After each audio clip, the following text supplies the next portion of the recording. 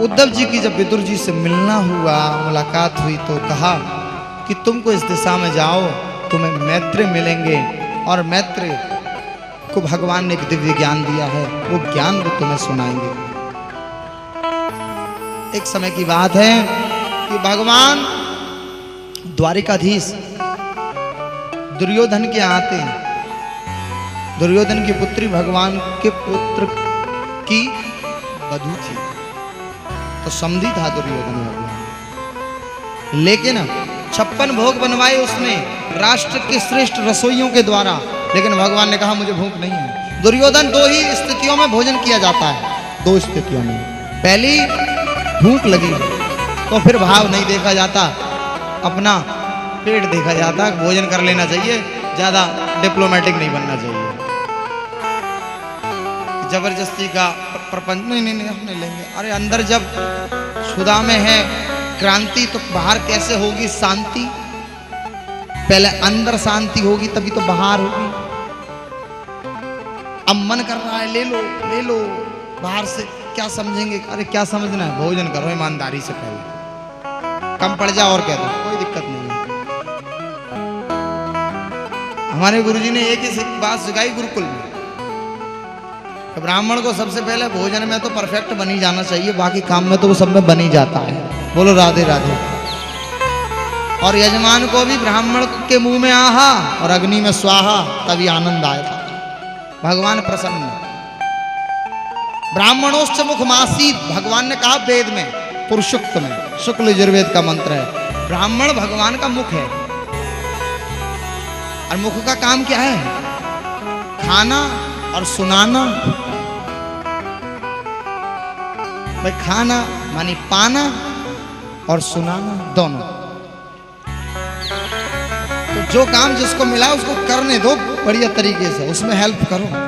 बढ़िया मालपुआ छान के होना चाहिए, जबरदस्त। पहले ही एक ही ग्रास लेते ही गदगद हो जाए और कह दे यजमान तेरा अनुष्ठान बाद में होगा, तेरा पहले संकल्प पूर्ण कर देते हैं।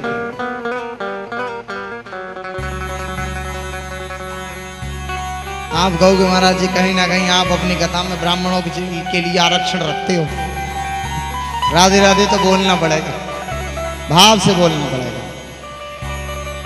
विदुर जी के यहाँ भगवान चले गए। पहली स्थिति है भूख लगी हो, दूसरी स्थिति क्या है भोजन की? अति का भाव, खिलाने वाले की अति की इच्छा हो, तो फिर अपने पेट की स्थिति नहीं देखी जाती, इनू भी चलेगा, ले लेना चाहिए, क्योंकि उसकी फीलिंग्स की कदर करनी चाहिए। अगर भाव से खिलाना चाहता है तो तुम ऐसे भावुक मत बन जाना कि किसी ब्राह्मण को खिला खिला के। बोलो राधे राधे। तुमको महाराज जी ये बात सही बता दी तुमने। भगवान विदुर के घर पहुंचे, विदुरानी थी, विदुर नहीं था।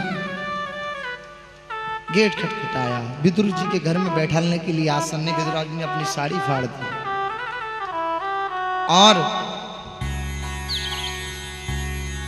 साड़ी को का ही हिस्सा निकालकर भगवान के लिए बिछा दिया। भगवान कहते हैं चाची, अब मानो जैसे कि कानों में रसगुल्ला घुल गया हो।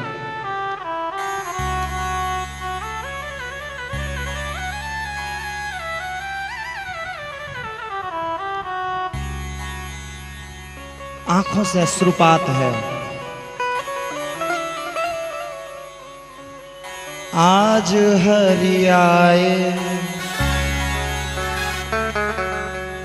विदुर घर पावना,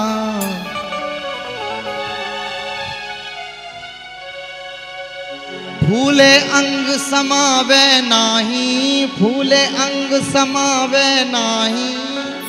सभी बोलना। भोजन कहाँ करावना, आज हरि आए। फूले अंग समावे नाही, फूले अंग समावे नाही, भोजन कहाँ करावना, आज हरि आए। विदुर घर पावना, आज हरि आए। विदुर घर पावना,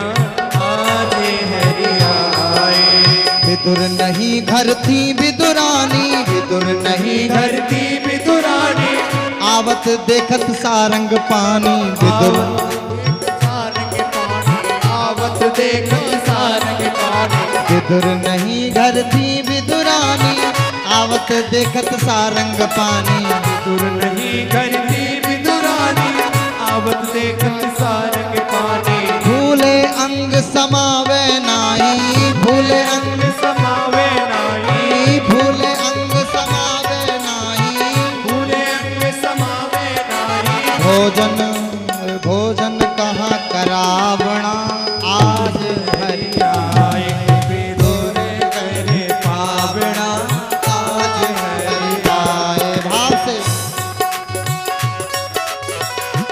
मीठे मीठे हाथों से ताली बजाते हुए जय हो श्री राधे।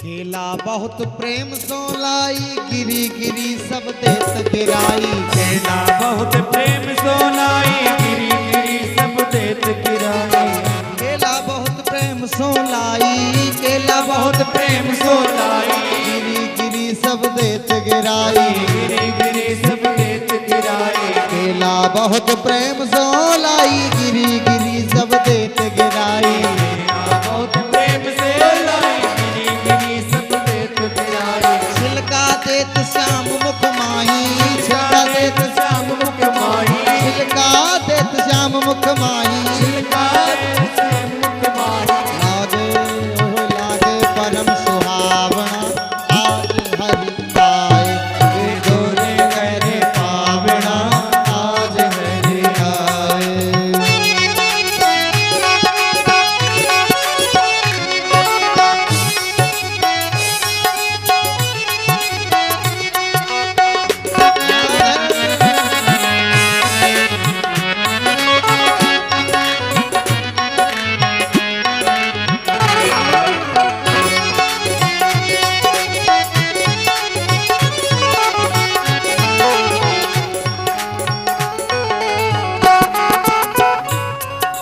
वही समय विदुर घर आए, खोटे खोटे वचन सुनाए, वही समय विदुर घर आए, खोटे खोटे वचन सुनाए, विदुर जी आ गए।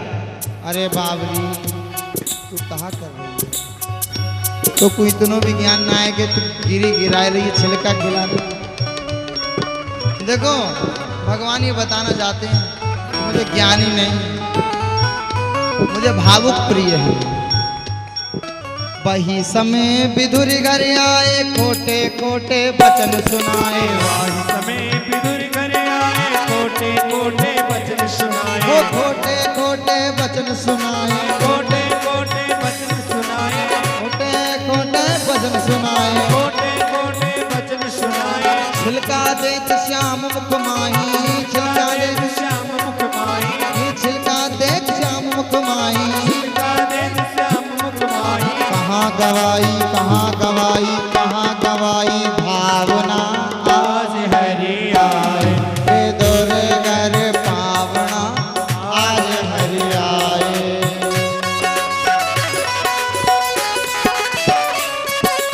जय हो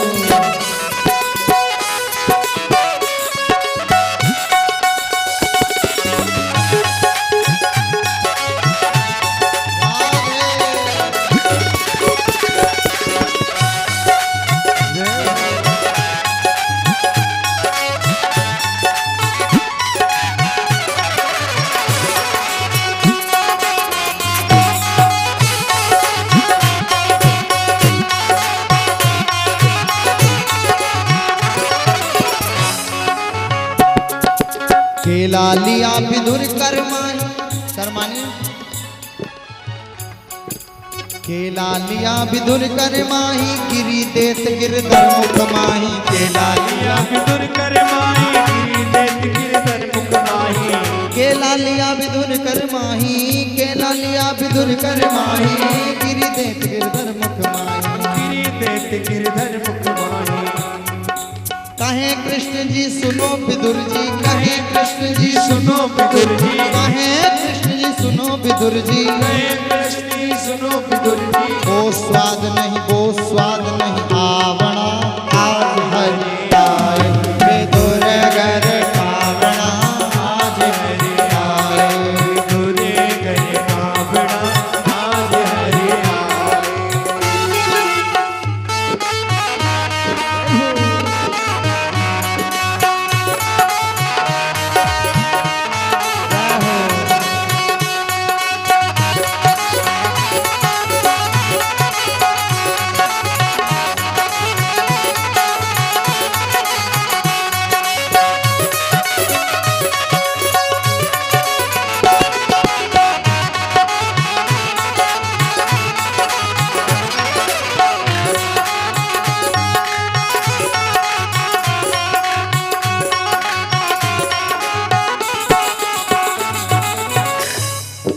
रूखे सूखे बासी भूसे हम तो विदुर प्रेम के भूखे। रूखे सूखे बासी भूखे हम तो विदुर प्रेम के भूखे। विदुर जी से कहते हैं भगवान विदुर तुमको ज्ञान है कि ये केला है ये गिरी है, लेकिन चाची को केवल इतना पता है कि ये गिरधर है। तुम्हारा पदार्थ में ध्यान है, उनका मुझ में ध्यान है। अंतर है, पदार्थ में हम सबका भी ध्यान है, लेकिन हम क्या खिलाना है उस पर ज़्यादा विचार करते हैं, किस भाव से खिलाना है उस पर कम विचार करते हैं। पदार्थों से प्रसन्न संसारी होते हैं, लेकिन भाव से प्रसन्न बनवारी होते हैं। अगर बनवारी को रिझाना है तो भाव की उपस्थिति चाहिए। रूखे सूखे बासी भूखे हम तो विदुर प्रेम के भूखे। रूखे सूखे बासी भूखे हम तो विदुर प्रेम के भूखे। चंद्र सखी भज तू विदुरानी चंद्र सखी भज तू विदुरानी। चंद्र सखी भज तू विदुरानी। चंद्र सखी भज तू विदुरानी। भक्तन मान होए भक्तन मान रखावणा आज हरि आए विदुर घर पावणा आज हरि आए विदुर घर पावणा आज हरि आए। पावणा आज हरि आए विदुर घर पावणा आज हरि आए।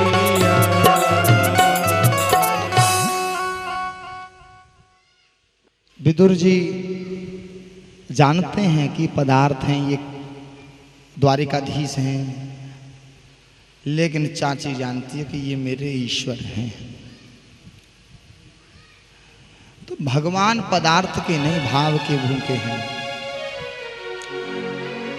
उद्धव जी से जब विदुर जी का मिलना हुआ, उद्धव जी ने सबसे बताया कि तुमको ज्ञान मैत्रेय जी देंगे। कहाँ मिलेंगे कैसे मिलेंगे? बोले इस दिशा में चले जाना, मैत्रेय जी से मिलना होगा। आगे जाके विदुर जी का वहाँ मिलना हुआ और पूरा संपूर्ण भगवान ने जो दिव्य ज्ञान भागवत का दिया था वो मैत्रेय जी ने विदुर जी को सुनाया। मैत्रेय जी का और विदुर जी का संवाद है। विदुर जी ने बहुत सारे प्रश्न पूछे, संसार की उत्पत्ति, ब्रह्मा की उत्पत्ति के विषय में पूछा। नारायण की नाभि कमल से ब्रह्मा का जन्म हुआ और ब्रह्मा की उत्पत्ति के बाद ब्रह्मा ने चारों ओर जल ही जल देखा, कुछ समझ में नहीं आया। तो सोचा मैं कहाँ से आया हूँ? कमल से आया हूँ। कमल में ही नीचे प्रविष्ट हो गए। कमल की डंडी में, कमल की नाल में होते हुए हजारों लाखों वर्ष तक गए, लेकिन कोई अंत नहीं मिला। लौटकर फिर ऊपर आए, ध्यान लगाया, स्पर्श ये तो यत सोडस में कविंसम, जल में क्षोभ हुआ। उस क्षोभ से का से लेकर माँ तक के सभी वर्ण, का से लेकर माँ तक के वर्ण जो हैं ये स्पर्श अक्षर कहलाते हैं।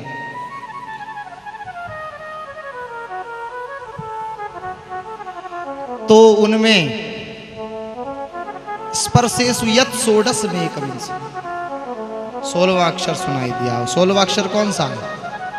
ता और पा।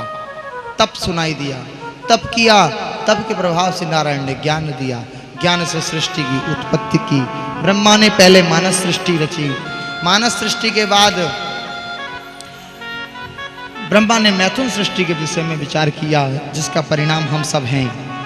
मैथुन सृष्टि के लिए मनु और शत्रुपा की उत्पत्ति, ब्रह्मा के दाएं अंग से मनु और बाएं से शत्रुपा की उत्पत्ति हुई।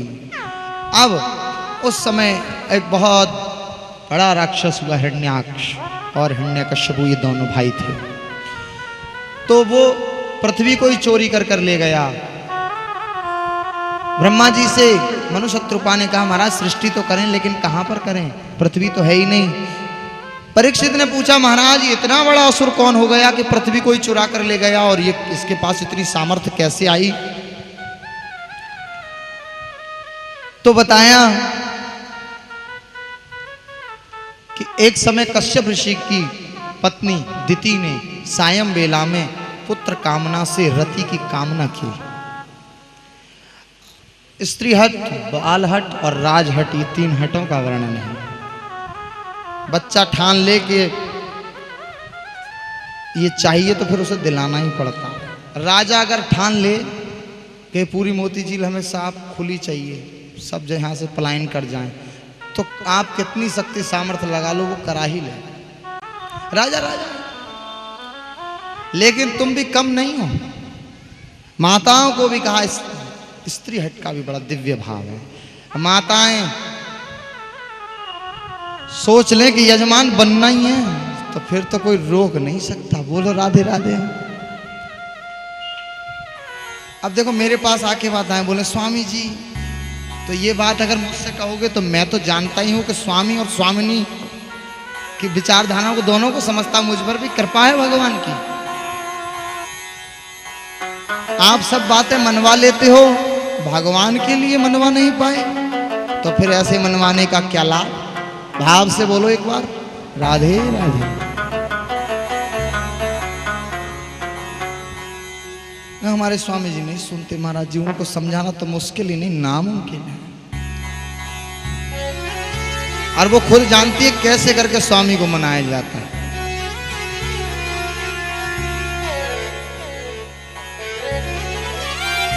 दिति के बार बार कहने पर कश्यप जी ने हर इच्छा समझकर उनके मनोरथ को पूर्ण किया। फलस्वरूप 2 पुत्र हुए, और दिति से कहा ये दोनों असुर होंगे। दिति को जब ये ज्ञात हुआ तो दिति ने अपने गर्भ को बाहर आने ही नहीं दिया। दिति के शरीर से इतना तेज निकलने लगा। तब कश्यप ऋषि ने कहा कि तुम इन्हें जन्म दो, इनका दोनों का कल्याण उद्धार भगवान के दिव्य हाथों से होगा। जैसे ही दिति ने उन्हें जन्म दिया तो पर्वताकार शरीर हो गया, और पर्वताकार शरीर धारण करके एक का मुकुट तो इंद्र के सिंहासन से लगा, और देखते ही देखते इंद्र भी घबरा गया। इंद्र ने सोचा इतना भयानक, अरे इसमें आश्चर्य की क्या बात है। चलत दशानन डोलत अवनी, जब रावण चलता था तो पृथ्वी हिलती थी, नीचे लोक वालों के ऊपर धूल झड़ती थी। कच्चे मकानों वालों को पता होगा, कोई ऊपर चलता था तो कैसे करके उसके कण गिरते हैं। कोई सो रहा हो, आंख खोले, अरे भाई कौन हो, ऊपर नीचे जाओ। तो असुरों को भी भगवान खूब सामर्थ्य देते हैं। भगवान ये बताना चाहते हैं कि सामर्थ्य से कुछ नहीं होगा, परिश्रम करे कोई कितना भी, लेकिन कृपा के बिना काम बनता नहीं। ये तो मंत्र है, इसको तो लिखकर घर में लगा ही देना। तुमको इससे इतना कॉन्फिडेंस मिलेगा। जो आजकल निराशा में विक्षिप्त हो जाते हैं, आजकल बच्चे डिस्टर्ब हो जाते हैं, पेशेंस नहीं रख पाते, वो इसको समझें। हमारा काम केवल परीक्षा देना है, परिणाम आना वो जो चेक करेगा उसके हाथ में है। हम परिणाम चाहते हैं अपने अनुसार, तो परिणाम का ज्यादा चिंतन करते हैं, इसीलिए परीक्षा में गड़बड़ी हो जाती है। हिरण्याक्ष ने देखा तो हिरण्याक्ष ने बोले मैं दिग्विजय के लिए निकलता हूं, तो उसको कोई नहीं मिला, वरुण जी मिल गए। वरुण जी से बोला कुछ युद्ध करना की इच्छा है तो कर लो। बोले महाराज हमें नहीं करना, आप ही राजा हो, हम तो दास हैं। इतने में नारद जी आ गए, और नारद जी तो श्रीमन नारायण नारायण नारायण करते हुए आए, और नारायण की धुन सुन के बाबा खाली बजाना जानते हो या लड़ना भी जानते हो। नारद जी ने देखा, बोले लड़ना नहीं लेकिन लड़ाना खूब जानते हो। तुम्हारे शरीर में खुजली हो रही है, चिंता नहीं करो, सब मिटवा देंगे, प्रति रोम रोम की इतना ऐसा लड़वाएंगे तुमको। नारद जी बोले हम लड़ना। अब देखा क्या, जब ब्रह्मा को मनुशत्रुपा ने कहा कि पृथ्वी कोई ले गया तो छींक आई, और ब्रह्मा की नासिका रंध्र से भगवान वराह का अवतार हुआ। बोलिए वराह भगवान की दिव्य भगवान वराह का अवतार हुआ है। और वराह भगवान क्योंकि ग्रहण शक्ति बहुत होती है शुक्र की, अब भगवान पृथ्वी को खोजने के लिए चल दिए।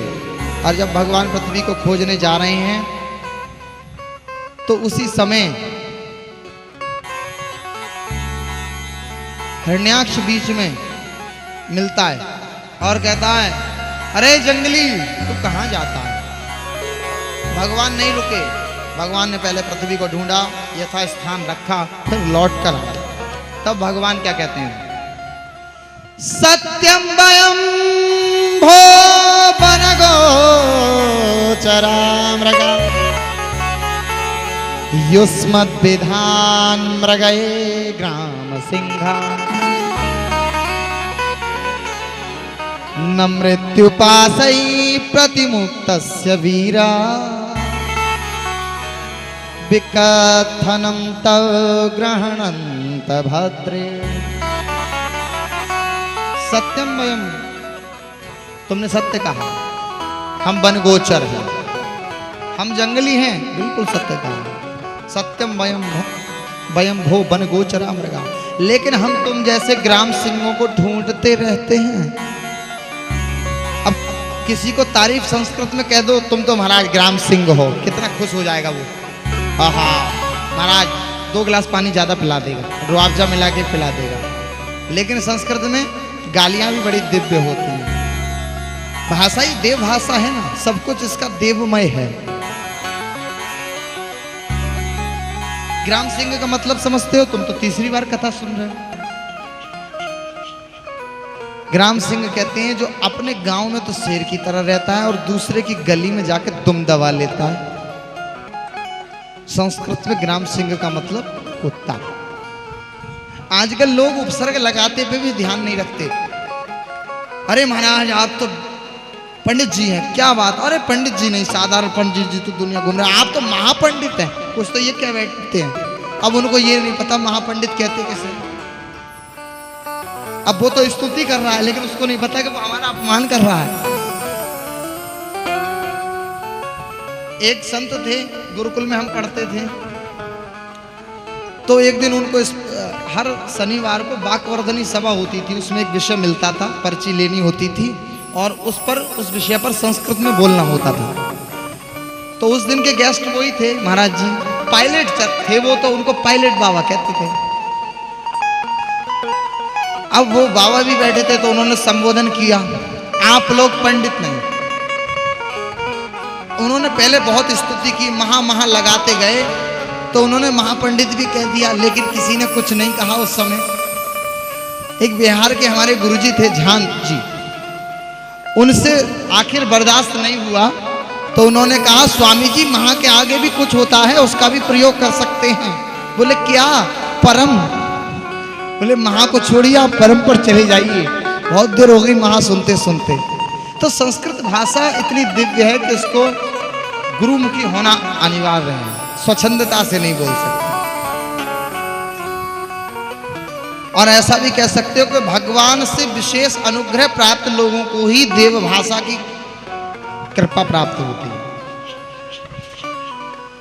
और अब तो वैज्ञानिक भी मान गए कि कंप्यूटर के लिए सबसे उत्तम भाषा संस्कृत है। अब जो सिग्नल मिलते हैं ना ब्रह्मांड में, वो भी बता रहे हैं वैज्ञानिक, नासा में रिसर्च चल रही है कि वो संस्कृत में ही है।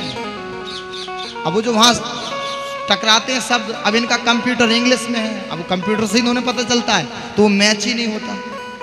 संस्कृत में बना दो, सब कुछ पता चलेगा। ब्रह्मांड, ये जो हम बोलते हैं तरंगे आकाश में विलय हो जाती, फिर यही टकराती हैं। हजारों सालों पहले जो ऋचाओं के मंत्र ऋषियों द्वारा उच्चारित हुए हैं, वो आज भी ब्रह्मांड में हैं।